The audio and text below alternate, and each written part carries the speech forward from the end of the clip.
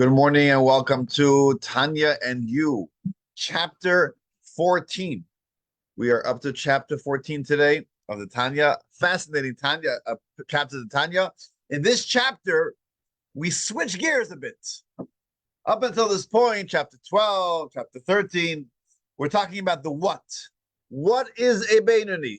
What does the Beinoni do? What are the skills of a Beinoni? How does a Beinoni live its life?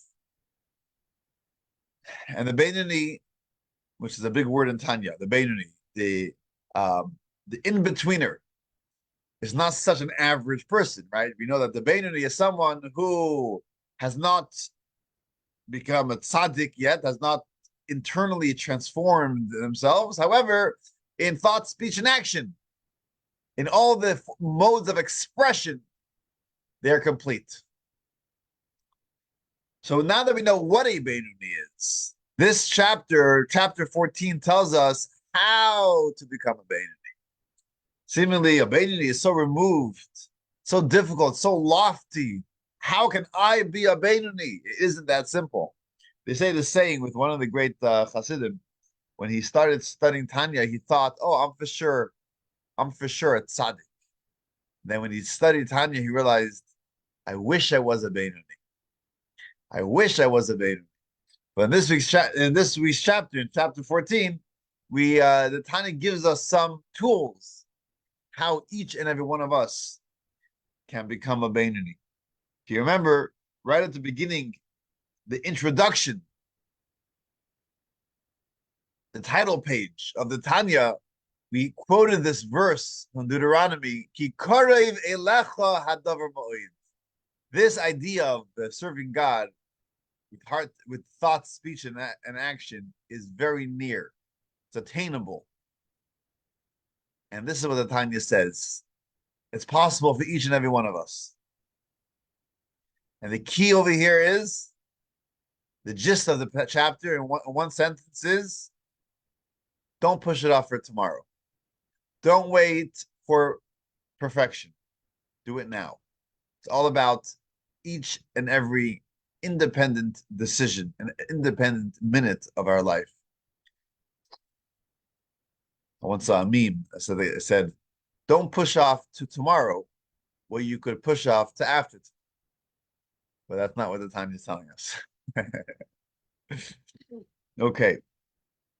I want to open with, actually, even though we usually don't read the actual text inside, even though it's a very, there's a wealth and poetic and beautiful. The text itself is beautiful, but we usually give like a synopsis. We give an overview of the chapter. But I do want to open up with the first sentence, the first line of chapter 14. V'hine midas habeinoni hi midas kol adam. The level of a Beinoni is a standard attainable by every person. V'achareho kol adam yimshech. And practically speaking, every person ought to aim towards being a Beinoni. Shekol adam yachal lihi yos Beinoni b'chol eis u'b'chol sha'ah. Because every person can become a Beinoni at any moment, at any time. You know, if you're like me, who you've been on 1,000+ diets over the last week, right? What we tell ourselves often is, we'll start tomorrow. I have a party I have to go to. I can't start my diet today. Tomorrow, next week, after the holidays. Purim is coming up. You have Pesach. After that, I have a long stretch of 6 months. We're going to die. But now is not the time, right? We always try to kick the can down the road. And that's what the Tanya is saying. Now. Start with now. Every moment. In other words, like this. The way the Tanya develops this idea is, some may say, this is not who I am. I don't have the feelings, the emotions that I need, where I feel like, now I feel excited about my connection with God. I feel like fully involved and focused and I have transformed myself to this is who I am. It's my new self. But up until that point, I don't see myself doing these things because this is just not who I am. I am not a transformed person. We sometimes put ourselves in this box. And until we feel like this is my new box, I can't do something until I fully transform myself. So I have not read his book, but I heard that Kirk Douglas, in his book, he writes about his father, right? He was Jewish. He writes about his father, who was this avid smoker. He would smoke, whatever, a pack or two a day. And he wanted to stop, but he knew he can't go cold turkey. He can't completely stop smoking. So what did he do? He stopped smoking. But his method was he would keep in his pocket every day, wherever he went, he would keep one cigarette. He would walk around with a cigarette every day. And whenever he had an urge to smoke, he would take out his cigarette and look at the cigarette and say, who's stronger, me or you? Me or you? And he'll put a cigarette back. In other words, what he was saying is, you don't have to transform yourself and say, I officially quit smoking. No, I never quit smoking. Right now, I'm not going to smoke. Right now, I want to smoke. I'm going to make the decision. I'm not going. In 10 minutes, maybe I will smoke. I don't know. Now I'm not smoking. This is what the Tanya is saying in chapter 14. A very healthy tool to becoming a Beinoni? Don't see yourself, well, up until this point, I was categorized as a Rasha, someone who the inner struggle and the urge of the animal soul is still sometimes wins the battle. So I'm fully transformed. Now I'm a Beinoni for the rest of my life. No, that's too much. Now, at this moment, this decision, at this moment, what am I going to do? It's almost like a diet, right? I like the idea of a diet because diet is something very relatable where we have an urge, a temptation, we were trying to control ourselves. Someone says, I'm going to diet now for the next year. A year, I don't know if I can handle that, right? Not to eat ice cream for a whole year. Too much for me too large of an undertaking. But if I say right now, today, not just today, this is right next 5 minutes, can I refrain myself from eating whatever, for 5 minutes? 5 minutes I can do. 5 minutes later, make another decision for 5 minutes. Every decision is an independent decision. Every moment is an independent moment. That's the tool the Beinoni has to know. At that moment, I'm a Beinoni. At that moment, when I say, I can't do this, this is just, right? I can't give in. And then the next moment is another moment. That's the key, right? Sometimes I could approach someone and say, hey, you're Jewish, would you like to put on tefillin? And they say, I don't do that. I don't do that. That's putting yourself in a box. What do you mean you don't do that? You can say, I haven't done it till now. Maybe I'll never do it again. But right now, I can do it. This moment, I can do a mitzvah. Someone says, I don't keep kosher. Okay. We're not saying necessarily you have to make a resolution. For the rest of it, I'm going to keep kosher now. But when you're at a restaurant and they're serving something, you say, you know what? I'm not going to eat that one dish. It's an isolated decision, which stands on its own. I don't have to say, until I'm fully transformed, until I feel like, oh, now I'm a new person, I'm accepting upon myself this new resolution. That's big, that's great. But that takes time. And we don't always have the luxury for that time because sometimes it never comes. True change is looking at every moment as an independent moment. And that's the Beinoni. The Beinoni is not transformed. The Beinoni has that inner turmoil, the inner struggle, the inner urge, the temptations, just like the Russia. The Baininess doesn't wait. One day I'll be a tzaddik. One day I want to have an urge for anything selfish, and I'll be completely selfless, completely altruistic, and only doing things mission oriented, and only doing things for God. That's a tzaddik. It may come, it may not come. The Beinoni says, thoughts, speech, and actions every moment. Every moment is a moment for itself.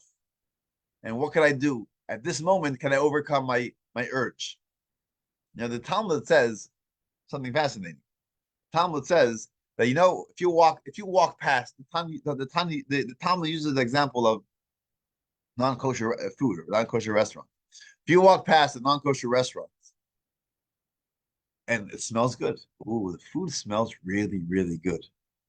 Right? So is that a right thought or feeling to go through your mind or heart? The Talmud says it's completely okay to say that food really, really tastes good.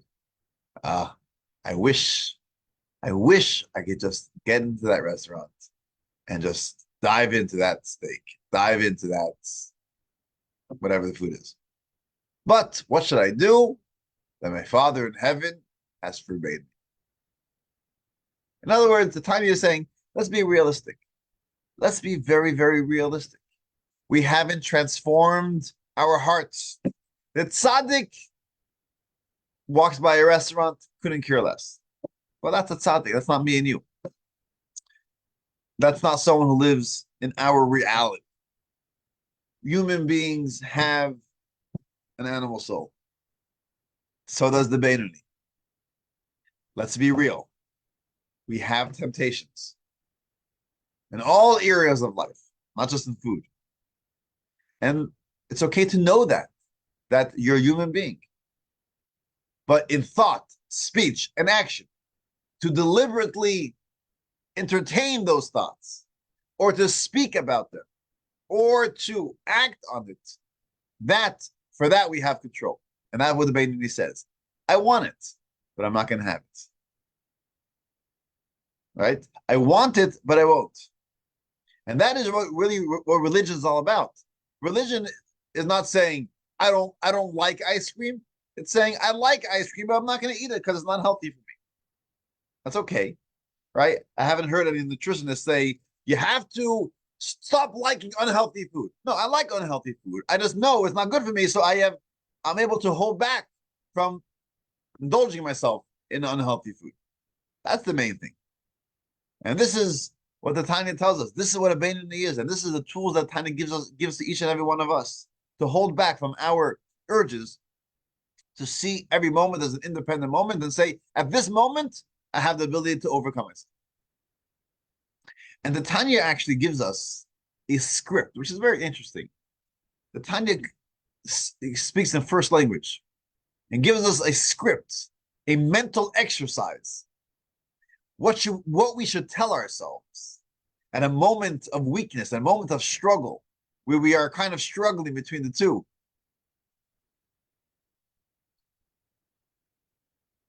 What do we tell ourselves? Which reminds me of the story or the joke where there was this young man gets married. This is just a few days after he's married. He's still hanging out in his in-laws' home, and he wants to impress his father-in-law. He wants to impress his father. He said, "Look, I'm not going to sleep in to 11 a.m. or 2 p.m. I mean, how long can you sleep? I'm going to wake up 5 a.m. I'm going to be up and about. I'm going to be showered. I'm going to be making breakfast for people. I'm going to be sitting there studying my morning Torah study, and I'm going to be praying. I mean, I'm going to show them I'm someone you can rely on. 5 a.m. I'm getting up." So the alarm rings at 5 a.m. Right away, he has this urge, just jump out of bed and get going. Right? That comes from his godly soul. His godly soul is telling him, Mendel, get up, get out of bed. Come on, it's 5 a.m. You wanted to do this, you can do this. You have it. And then what happens is his animal soul pipes up and says, Mendel, come on, 5 a.m. 5:15 is also very impressive. 5:15, come on. 15 minutes of some more schluff. Not the end of the world. Okay. The godly soul says, no, no, no. Don't give in. Don't give in. Just do it. Get out of bed. Come on. And the animal soul, another few minutes. Another few minutes. What's going to happen? And the godly soul and the animal soul fight back and forth. Sleep up, wake up, sleep in, wake up, sleep in. Eventually, who won? Who won eventually? The godly soul prevailed and won.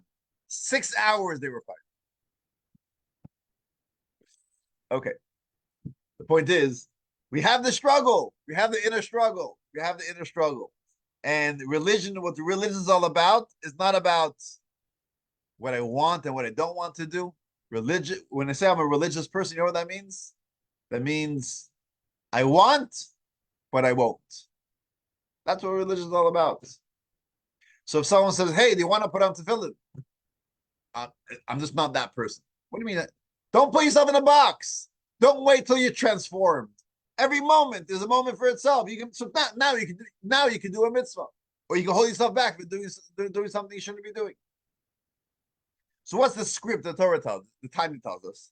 The script that the Tanya tells us is that you have to tell yourself at any moment when you're having this inner struggle, tell yourself that this one little act is so important, carries so much weight, that this one independent act, if I give in to my selfishness, to my ego, to my animal soul, it separates me from God for that moment. And I don't want to be separated from God even for a split second. And the Tanya tells us something fascinating. Tanya says that the nature of a Jewish person is born with an innate nature not to be separated from God. A love for God. Sometimes this love is dormant. We don't feel it. It's on the back burner, but it's there. In fact, it's even stronger than our love and drive for any physical pleasures, right? When does a child develop a drive, a love, a yearning for sweets, for sugar, for candy? Are they born with it? No, they're not born. It's like they say, love at first bite, right? The moment they take a bite, oh, now they know they like it. But up until that point, they don't necessarily like it. But a love for God is innate. It's what we're born with. How do we know? How do we know?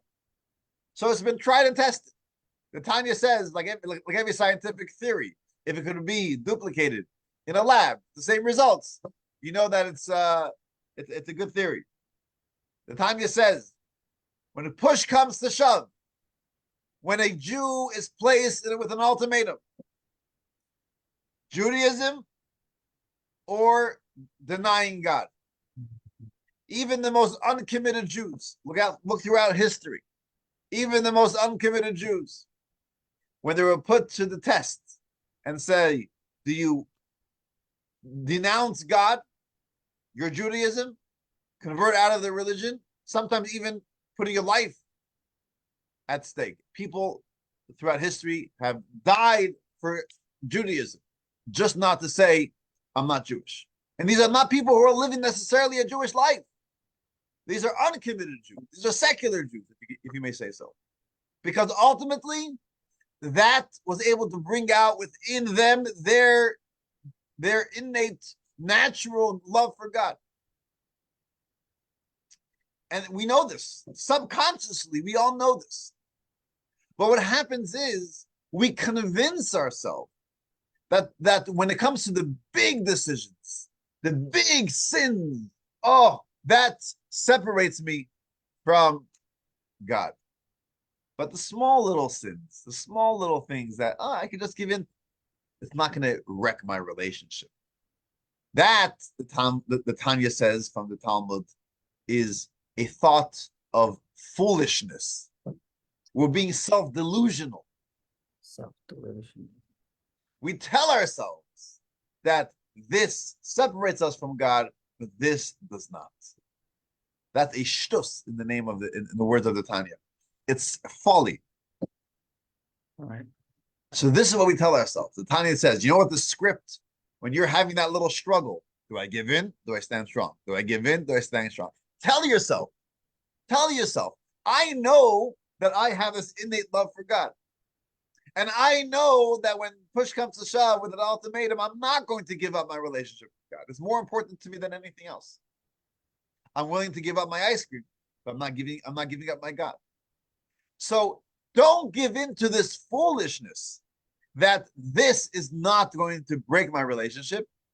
This every moment, I need that one moment. Now, it's not breaking my relationship in total, right? I'm not getting divorced from God, but that's not the way we should see our relationship, right? Imagine our marriage was like this, right? We all know that, I've been married for so many years. Thank God, we have a good relationship. Now, this thing that I'm doing right now is not going to help my relationship. In fact, I know that my spouse really gets annoyed and aggravated when I do or don't do this, what I'm about to do. But I tell myself, you know what? She's not going to divorce me over this, right? So I can do it. Is that healthy? Because I'm not going to be divorced, therefore, or every moment enhance my relationship. I want a good relationship every moment. Now, marriage is all human relationship. It's important. But our relationship with God is tenfold more important. So I don't want to just think about, well, is God going to divorce me forever because of this? It's only a small little thing. No, tell yourself, there's no small little thing. Every moment, I want to have a strong relationship with God. So don't give in to these thoughts that say, it's okay. It's a small little thing. Tell yourself, this moment is a moment. This is an independent moment. Imagine you were standing under your chuppah. You're getting married. It's the most important moment in your life. You've been preparing for this day for months, for years, right? Every little detail was planned out. The exact color of the poles and the dress and the shoes and the cups and every little thing is pre-planned. Lots of thoughts went into it. It's very exciting. And then, right in the middle, you take out your phone to see what's going on in the news, what's going on, right? Your spouse looks at you and says, "Are you Meshuggah? Are you Meshuggah? It's our chuppah, right?" So obviously, this is not the time to look at my phone, right? But then, at a different time, when you're supposed to be, going out together, or it's supposed to be a time that you're supposed to be focusing on each other, and then you're taking your phone out. It's not a big deal. Come on, right? Every moment is like your chuppah moment. Every moment is like, this is the time I'm marrying God. This is the time I am having this relationship with God. It's just me and God, right? And therefore, we shouldn't be giving in. This is what the Beni has to tell himself. I don't have to make a major transformation. I have to look at every moment as an independent moment. Every decision as an independent decision. I know myself. I don't want to break this relationship at this moment. What's going to happen the moment later? I don't know. Which is, by the way, a fascinating idea. If you just compare, we don't like comparing, especially as a parent. We don't compare children, right? But if you want to compare this message of the time to other religions, of their message of how to stay strong and keep our relationship with God, right? Other religions will tell you, if you don't, you can get punished. If you don't, you're not going to heaven. You're going to hell. You're going to be, right? That's the motivation. Or if you go up to heaven, you're going to have such pleasures up in heaven, right? That's the motivation. The Tanya tells us, you know what the Jewish motivation to do what's right is? It's yourself. The Tanya tells us, you have it within you.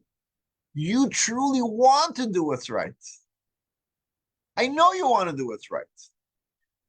Muster the courage to make that one decision at this moment. Sometimes to say, I'm making a life transformation, I'm making a lifelong resolution, it's too much. Take every moment as an independent moment, and you have it within you. That's the message of the Tanya, and it's powerful. Not clear. So sometimes the Tanya tells us, the end of the chapter tells us that sometimes you also have to work on that feelings as well. And it gives us some exercises, mental exercises to sometimes when you look at the temptation and you say, it's not that much of a temptation, right? Sometimes if you try to rationalize, why do I want this? Why am I drawn to this? And when you start rationalizing it, you realize it's not that exciting. It's not that exciting, right? So sometimes you got to use that as well. But the main thing is take every moment for itself. So here's two quick stories. One story is with my my favorite chassid Rabbi Mendel Futerfas, and he was, for various reasons, because of his activism in communist Russia, he literally saved thousands or hundreds of, or maybe even thousands of Jewish people, and he was involved in the Jewish underground, and he was eventually caught and sent to Siberia in a labor camp. And there were various jobs, and he was always very optimistic, very strong, and always whatever he saw, he always took a lesson, a life lesson from whatever he encountered. So one of the things that he later, I think for 17 years, he was in a Russian Siberian labor camp in the freezing cold winters, and obviously you can know they didn't have central heat, they didn't have fur coats, extremely difficult. And many people didn't survive. Many people literally didn't survive, and simply some of them just simply died from hypothermia. They literally just froze to death.